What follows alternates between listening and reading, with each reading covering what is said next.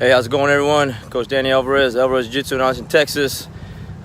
Just halfway through my run this morning, listening to some more mental vitamins, and just wanted to. I'm listening to an interview on Shaun White. For those that don't know who Shaun White is, I know who he was. I just didn't know too much about him.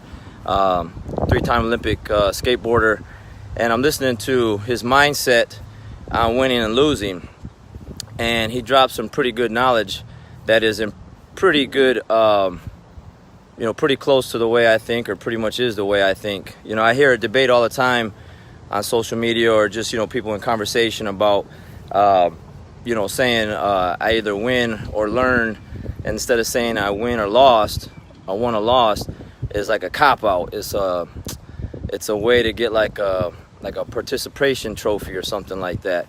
And I honestly don't really think it is, and here's why. Because the losses, like I've been talking about in my previous videos, if you've been following along, propel you to the wins, to success.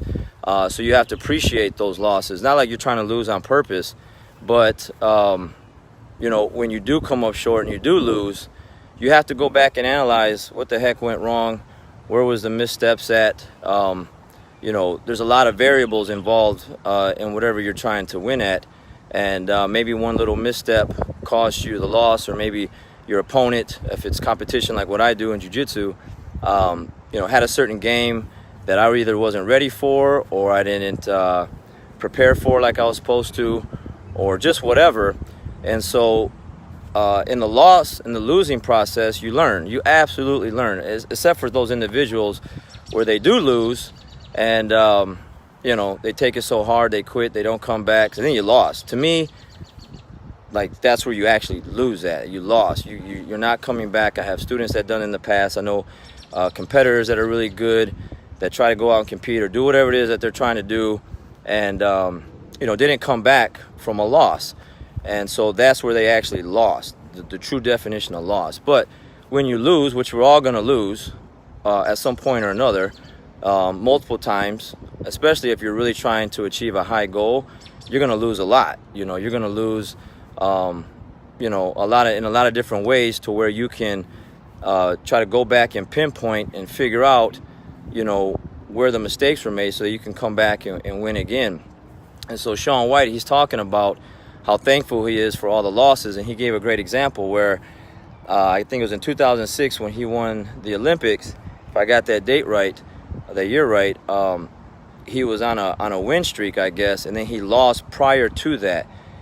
And he says, man, I'm so thankful for that loss, because I learned a lot from it, because it helped me win in 2006 for the Olympic Games, because I was on a win streak to where it just was like a smack in the face to me, where I had to go back and reanalyze, what I was doing, what my opponents were doing, what kind of, whatever, moves they were doing, or whatever you call them in snowboarding.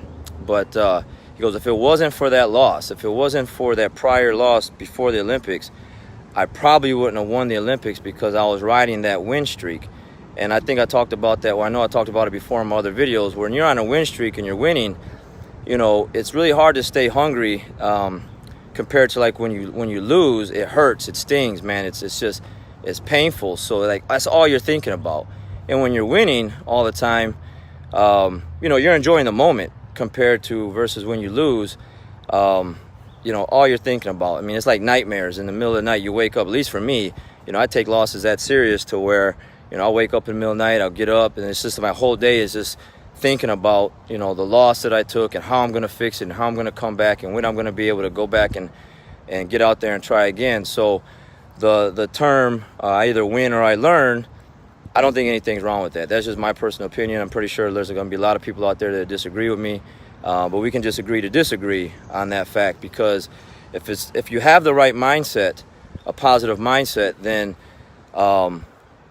that is a positive mindset. It's like for me, when I have a lot of students and they're trying to compete, they're going to go out and compete, and I go put my hand on their shoulder, give them a hug. Hey, how's it going? How you feeling? You feeling like gold today? You feel like, oh, coach, I'm nervous. I'm this, I'm that. And so I tell them to change their mindset in the way they think, and I tell them to use the word excitement. I'm excited. I'm excited to go out there. I'm pumped up. So I'm changing. I'm still nervous, but I'm changing the way I say something to put it in a more positive way, so that I can go back out there and achieve the goal and the task at hand. Versus, yeah, if I keep telling myself that I'm nervous, I'm scared, those aren't really two positive words. Those are negative words.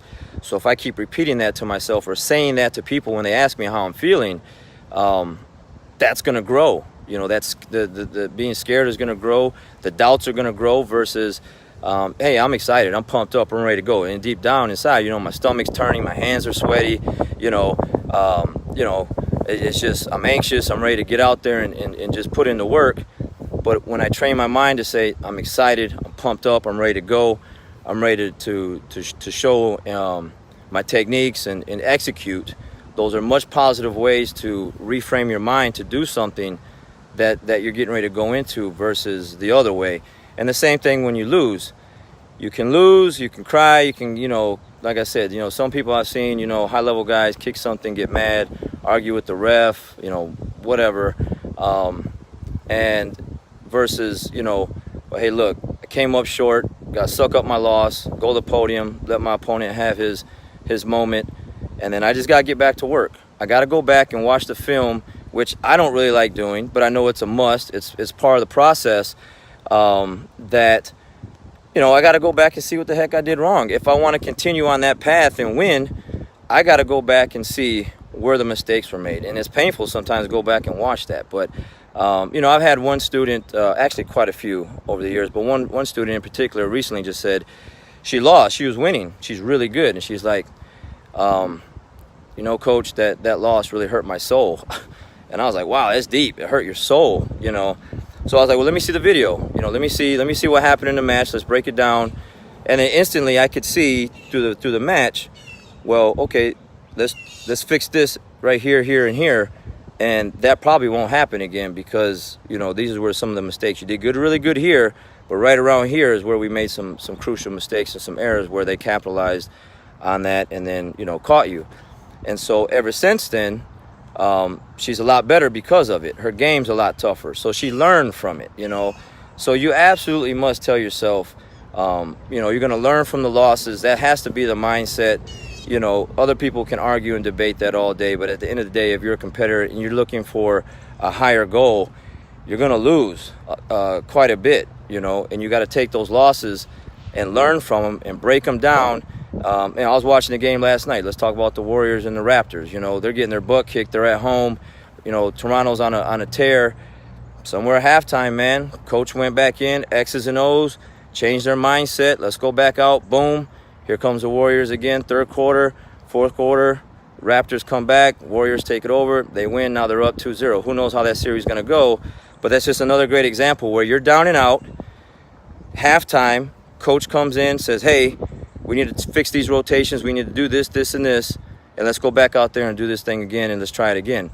And then it worked out in their favor. Now, sometimes it's going to work out that way, and sometimes it's not going to work out that way. But either way, when we're coming up short, when we're losing, we got to learn from, and you got to just reframe your mind on how to so that you can keep going and appreciate those. They suck. They hurt. They're painful. Some people take them a lot harder than others. I take them pretty bad. But without a doubt, I wouldn't have won the things that I've won in my career as a jiu-jitsu player if it wasn't for those losses, and then like appreciating the losses and my opponents for showing me what I did wrong or what I'm missing or what I haven't learned yet. All right. So again, you can debate that all day, but in my take, my personal opinion, I compete a lot. I'm very active. I've been competing since 2002 or 2003. I compete at the highest level. I travel all over the world. It works for me. It works for me. The term win or learn works for me. Might not work for someone else, but for me it does. But I'm very active out there in the competition scene, and it works for me. All right, so hopefully it'll work for you too. It's Friday. You guys have a great day, great weekend. We'll catch you next time.